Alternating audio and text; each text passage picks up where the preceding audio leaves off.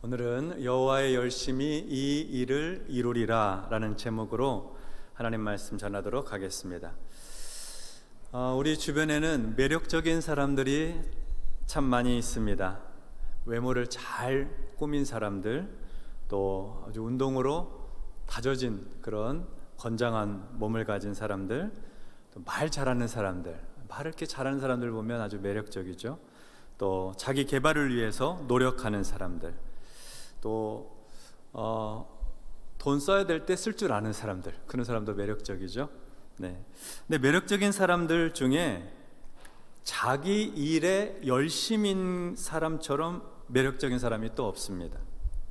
어떤 일에 몰두해 있는 사람, 참 멋있습니다. 직장인이 자기 일에 집중하고 있을 때 좋아 보입니다. 학생이 열심히 공부할 때 멋지죠. 예술가들은 음악, 미술, 글쓰기 등 예술적인 일에 몰입해 있을 때 매력적입니다. 노동자가 굵은 땀방울을 흘리며 일하는 모습 참 멋있습니다. 사람이 무언가에 몰입해 있을 때, 어떤 일에 집중하고 있을 때 그 모습이 아름답고 매력적인 것 같습니다. 신랑으로부터 10개의 동전을 받은 신부가 한 개의 동전을 잃어버렸습니다. 잃어버린 드라크마는 신부를 향한 신랑의 사랑과 신뢰가 담겨져 있습니다. 그래서 다른 동전으로는 절대로 대신할 수가 없습니다. 신부는 잃어버린 드라크마를 찾습니다. 열심히 찾습니다. 집중하고 몰입해서 찾습니다. 등불을 켜고 방을 쓸며 드라크마를 찾습니다. 지푸라기와 돗자리를 걷어내고 구석구석 쓸면서 찾습니다. 허리는 굽어있고 이마에는 땀이 송글송글 맺힙니다. 열심히 잃어버린 동전을 찾고 있는 신부의 모습, 그 모습이 귀하고 아름답습니다. 그리고 마침내 잃어버린 그 드라크마를 찾았습니다. 감격스럽습니다. 친구를 부르고 이웃을 모읍니다. 잃어버린 드라크마를 다시 찾았다며 기뻐합니다. 잔치를 엽니다. 행복한 잔치입니다. 이것은 예수님의 비유의 말씀입니다. 죄인 한 사람이 회개하고 돌아오면 하나님께서 얼마나 기뻐하시는지를 보여주는 비유입니다. 잃어버린 드라크마는 하나님께 잃어버려진 존재, 죄악의 틈새에 끼어 사는 죄인, 죄의 짐에 눌려 사는 우리, 교만과 탐욕의 먼지에 갇혀 있는 이들을 상징합니다. 그런 죄인이 하나님께 발견되었습니다.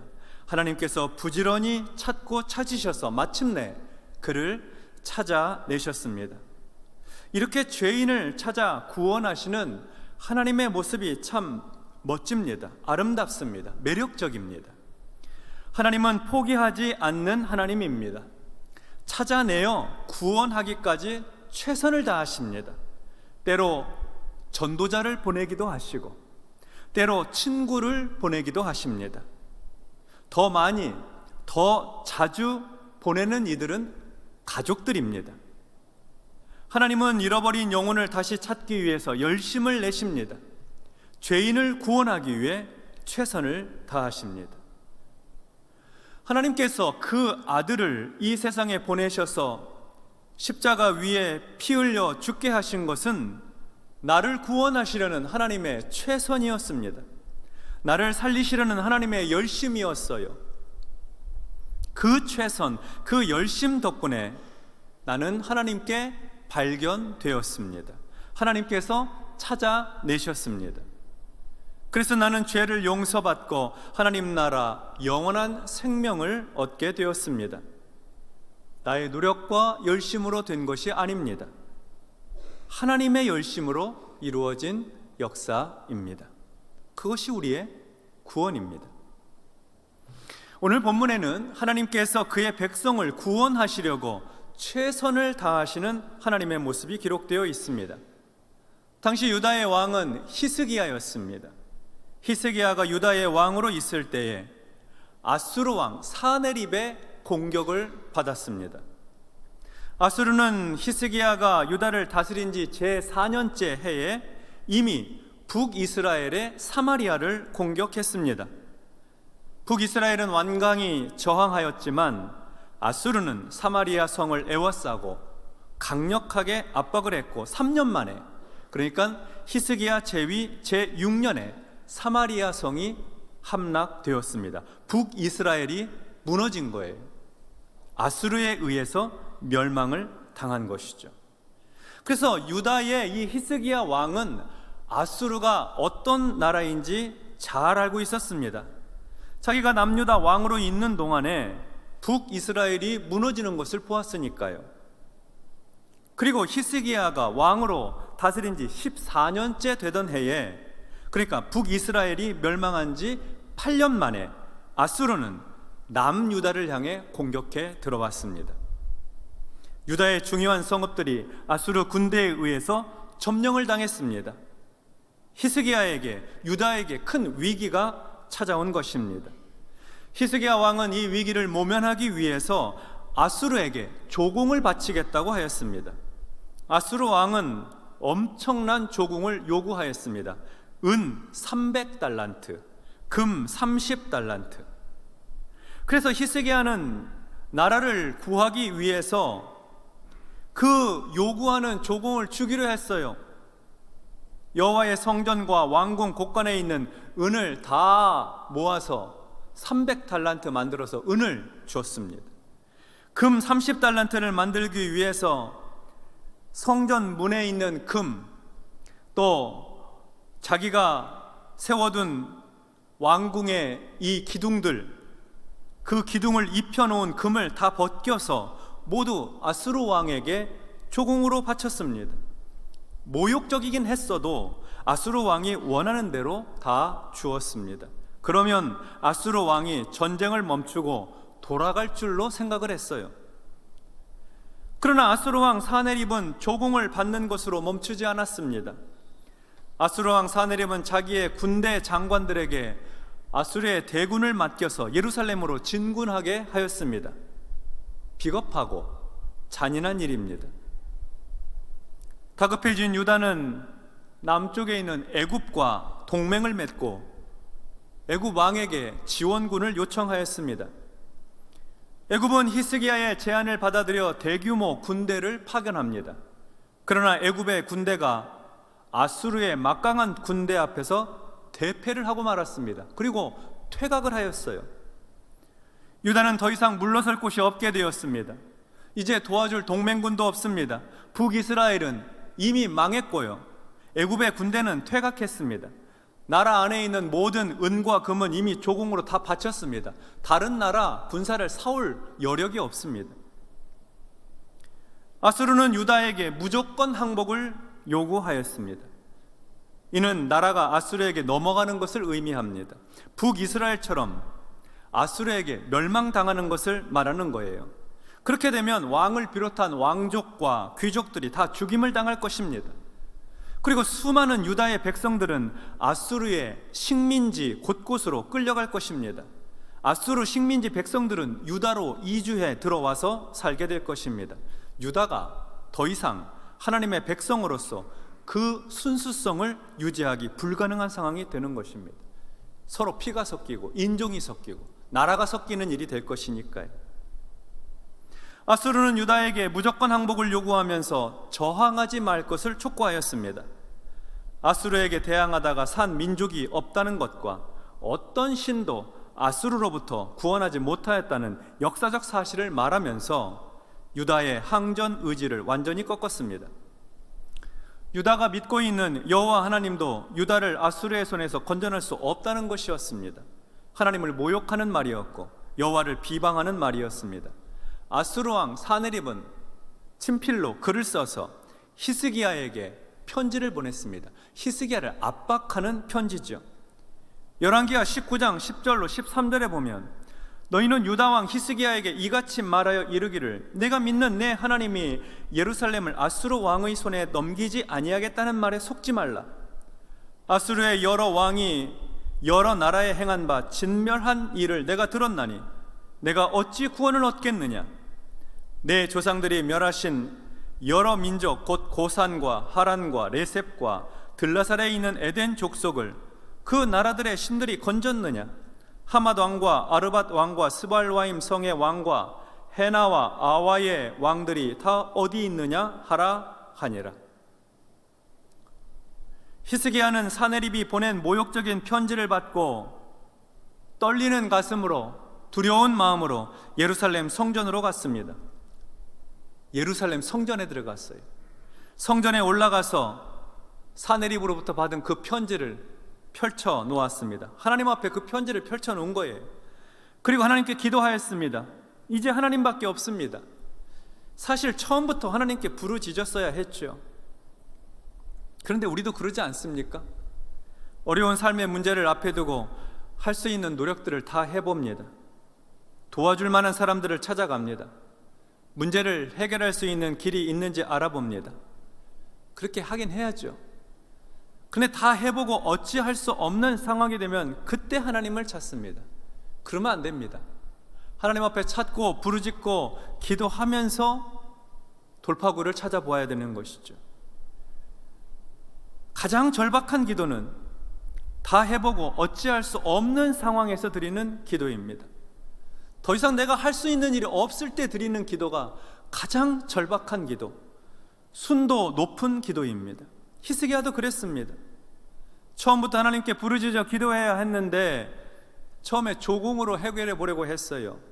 나중에는 애굽의 군대의 힘을 빌려서 문제를 해결해 보려고 했죠. 그런데 이제 더 이상 할 수 있는 일이 없게 되자 이제는 정말 전적으로 하나님만 붙들게 되는 상황이 된 것입니다.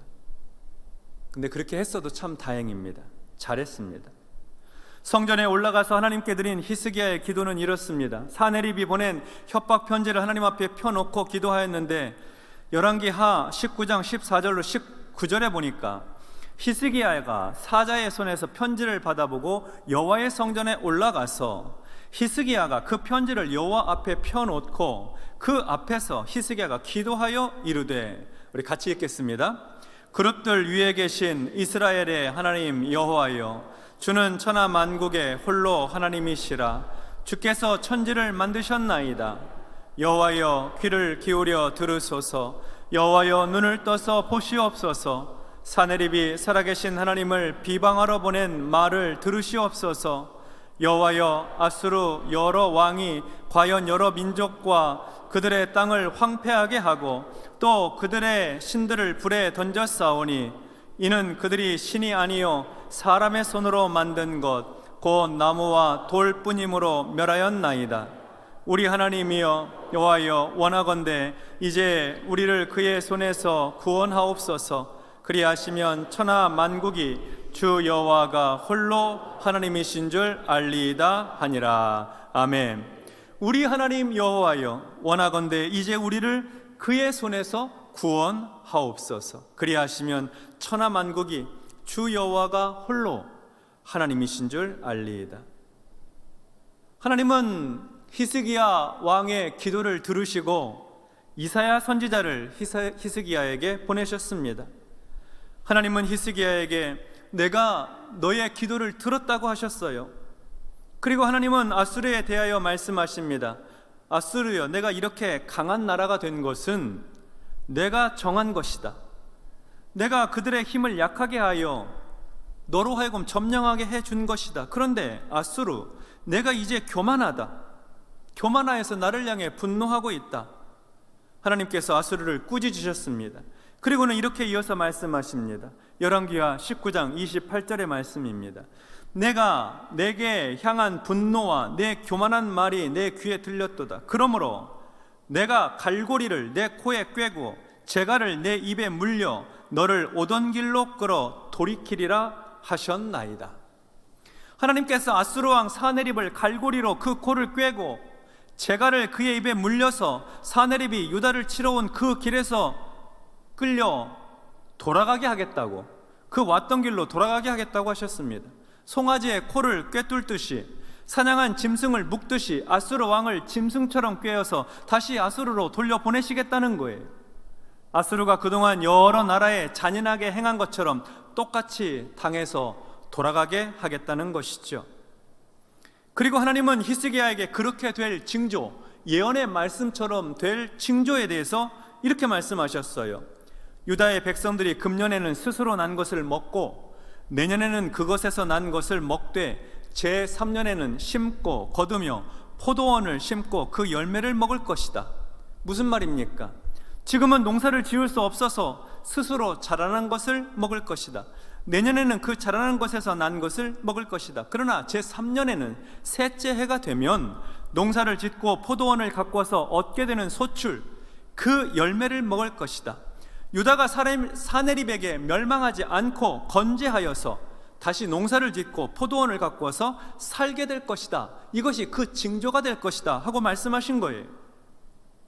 또 이와 같이 유다 집안에서 피신하여 살아남은 사람들은 아래로 뿌리를 다시 내리고 위로는 열매를 맺을 것입니다.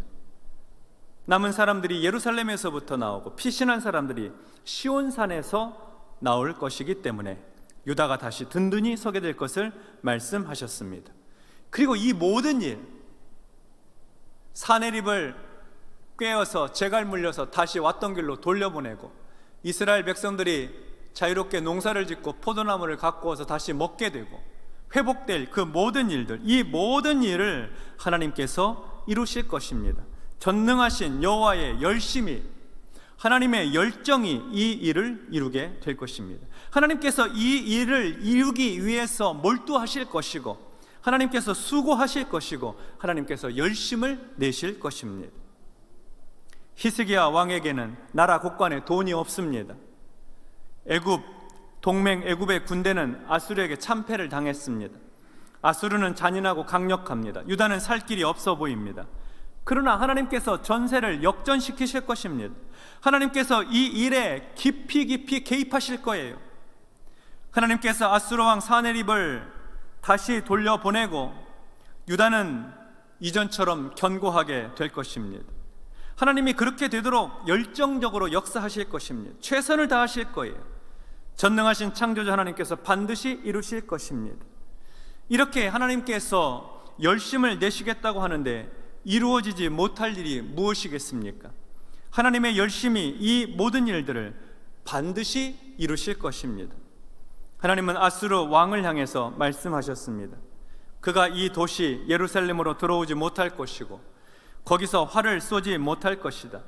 방패를 앞세워 이 도시에 맞서지 못할 것이고 이 예루살렘을 공격할 흙 언덕을 쌓지 못할 것이다. 아수르 왕은 자신이 오는 그 길로 돌아갈 것이다.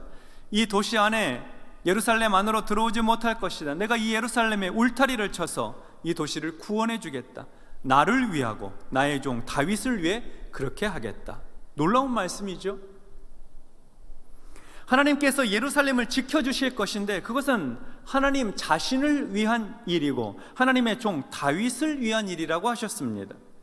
주의 종의 집이 영원히 복을 받게 하옵소서 하나님께 기도하였던 다윗의 기도가 생각납니다. 하나님은 하나님의 열심을 가지고 이 일을 이루어 주시겠다고 약속하셨습니다.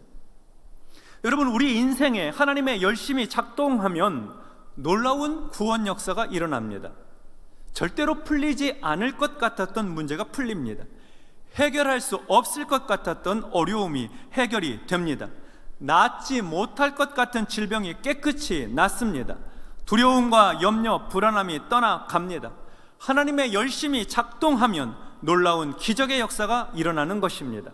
사람의 말로 설명할 수 없는 기적이, 구원의 기적이 일어나는 것입니다. 전능하신 창조주 하나님께서 이루시는 일이 우리 눈앞에서 일어나는 것입니다. 유다왕 히스기야에게 하나님은 어떤 기적적인 사건으로 구원을 이루어 주셨을까요? 35절에서부터 37절을 보겠습니다. 우리 같이 합독하도록 하겠습니다. 이 밤에 여호와의 사자가 나와서 아수르 진영에서 군사 18만 5천 명을 친지라. 아침에 일찍이 일어나 보니 다 송장이 되었더라. 아수르 왕 사네림이 떠나 돌아가서 니느웨에 거주하더니 그가 그의 신 니스록의 신전에서 경배할 때에 아드렛멜렉과 사레셀이 그를 칼로 쳐 죽이고 아라랏 땅으로 그들이 도망하매 그 아들 에살핫돈이 대신하여 왕이 되니라. 아멘. 하나님 앞에 엎드려 간절히 기도하는 히스기야의 기도가 있던 그 밤에 하나님의 사자가 나와서 하나님께서 그의 사자를 보내셔서 천사를 보내셔서 아수르 진영에 있던 군사 18만 5천 명을 죽였습니다. 하룻밤 사이에 모두 다 송장이 되었습니다. 사람의 힘으로 일으킬 수 없는 일이, 그 기적이, 놀라운 일이 일어나게 된 것이죠. 아수르 왕 사네립이 두려움을 안고 돌아가게 됩니다. 그가 자기 신에게 경배할 때에 신하들이 그를 죽였습니다. 아수르는 이 일로 인하여서 그 힘이 급격히 빠진 나라가 됩니다. 대제국이었는데 그 대제국의 강력함이 다 사라지게 된 것입니다. 하나님의 열심이 이 일을 이루신 것이죠. 우리 하나님은 그의 백성을 위해 일하십니다. 열심을 내어 일하십니다. 그의 백성에게 은혜와 자비를 베푸시기 위해서 쉬지 않으십니다. 낮에도 밤에도 졸지도 주무시지도 않고 그의 백성을 지키시고 돌보십니다. 열정을 가지고 일하세요. 이렇게 매력적인 하나님이 우리 하나님이십니다. 이렇게 우리를 사랑하시고 우리를 편들어 주시고 우리를 구원하시는 하나님이 우리 하나님이십니다. 하나님의 지혜와 능력은 한이 없으십니다. 제한 없이 우리에게 역사해 주십니다. 그러므로 삶의 모든 상황마다 하나님을 더욱 의지하십시다. 온 마음과 정성을 다해 하나님을 사랑하고 신뢰하셔야 합니다. 그것이 우리의 힘입니다. 여호와를 의지하는 것이 우리의 힘입니다. 가족의 구원을 위해서 우리는 계속 하나님을 의지해야 됩니다. 가정의 평안과 자녀들을 위해서 우리는 계속 하나님을 신뢰해야 합니다. 사업과 일터, 건강을 위해서 하나님을 붙들어야 하는 것입니다. 우리의 삶의 문제들을 가지고 하나님 앞에 엎드릴 때 하나님의 열심이 우리 안에서 놀랍게 역사하게 될 것입니다. 하나님의 열심이 우리를 죄와 사망에서 건지시고 삶의 어려운 문제와 고난에서 건져 주실 것입니다. 우리 가정을 복음화시켜 주실 것입니다. 악한 사탄 마귀 원수를 물리치고 하늘의 천군과 천사로 우리를 보호해 주실 것입니다. 하나님의 열심이 우리를 도와주시고 하나님의 열심이 우리를 건지시고 하나님의 열심이 우리를 마침내 복되게 해 주실 것입니다. 하나님을 의지하고 신뢰하는 믿음으로 승리하는 우리 성도들 되시기 바랍니다. 하나님의 열심이 내 삶에서 역사하시도록 문제를 하나님께 펼쳐놓고 기도하고 하나님을 전적으로 의지하셔서 놀라운 기적의 주인공들이 되시기를 주님의 이름으로 축원합니다. 아멘. 기도하겠습니다. 하나님 아버지, 하나님은 그의 백성을 위해서 열심을 내시는 하나님이십니다. 하나님께서 깊이 개입하셔서 그 일에 몰두하시고 그 문제를 해결하시라고 작정하시면 이루지 못하실 일이 없는 것을 믿습니다. 주님, 우리 삶에 초청하오니 주께서 우리 삶에 역사하여 주시어서 하나님의 열심을 통해 삶의 문제들이 풀어지고 해결되고 깨끗게 되는 놀라운 기적의 축복을 허락하여 주시옵소서. 가정의 복음화를 이루어 주시고 평안을 이루어 주시옵소서. 자녀들이 주 안에서 잘되고 복되고 형통하게 하여 주시옵소서. 사업과 일터에 하나님의 축복을 허락하여 주시옵소서. 삶의 어려운 문제들 주님 앞에 맡겨드리고 기도할 때 하나님의 열심히 그 일을 이루어 주시옵소서. 예수님의 이름으로 기도하옵나이다. 아멘.